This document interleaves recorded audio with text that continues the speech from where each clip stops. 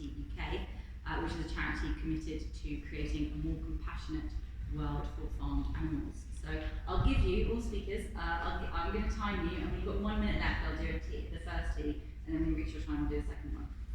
Okay? Thanks everybody for coming. I'm Susanna from Animal Equality UK, and as said, we are a charity working for farmed animals as they suffer so severely and in the greatest numbers.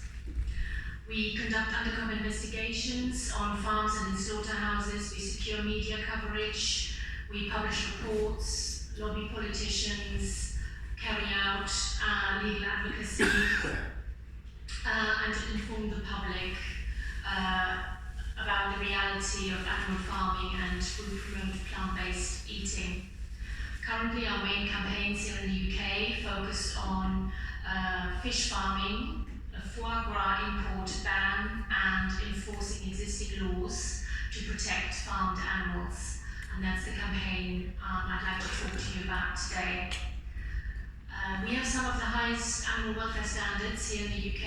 That's a claim we often hear, usually from politicians and the animal farming lobby. But how is that possible?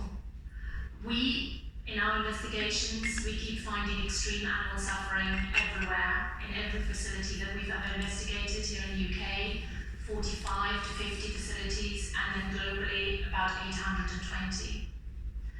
We asked other animal protection organisations for their data as well, and submitted freedom of information requests here in the UK to over 170 local authorities, asking them whether they investigate farmed animal cruelty complaints, how many they receive, and how many they prosecute.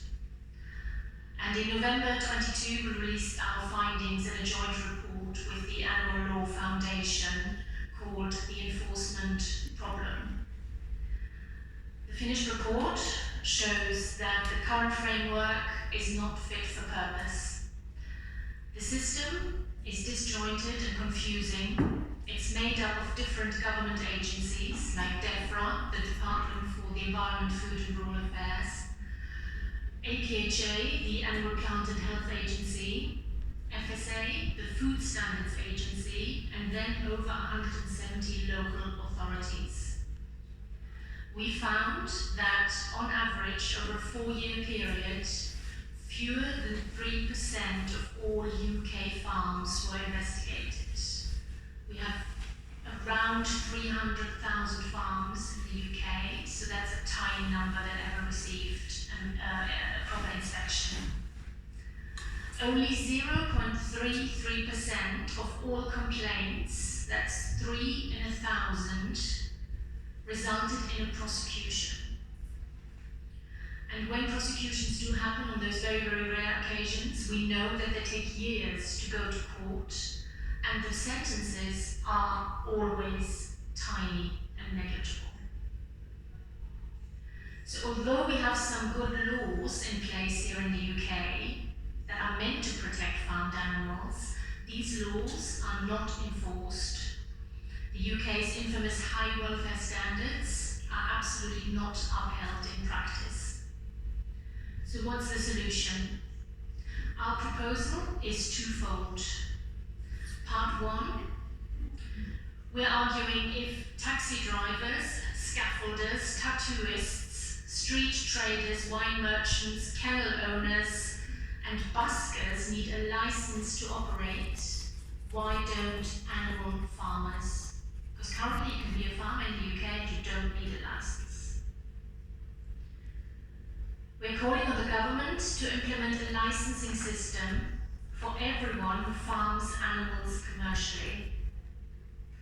Under this system, only the facilities that pass frequent and robust inspections would be allowed to operate.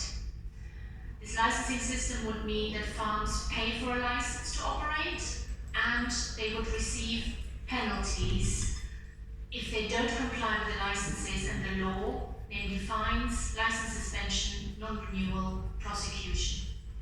Part two of our solution: the UK government must support farmers to transition to a plant-based food system protect animals and the planet, and subsidies must be directed away from animal agriculture and towards plant-based farming.